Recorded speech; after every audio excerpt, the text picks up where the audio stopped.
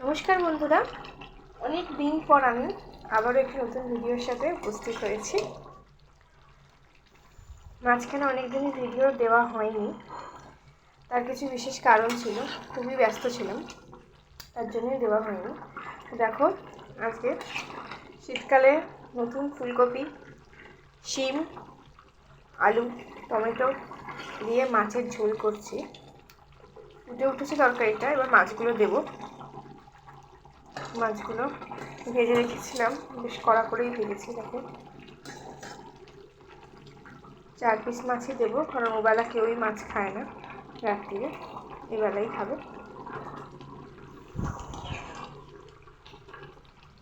মাছটা দিয়ে একটু ফুটে গেলে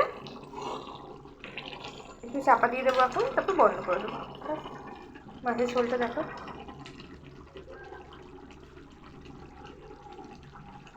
কমেন্টে জানি না কেমন লাগছে।